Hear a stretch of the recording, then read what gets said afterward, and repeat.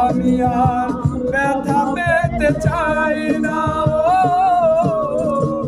অনেক বেদনা ভরায় আমার জীবন, আমি আর ব্যথা পেতে চাই না।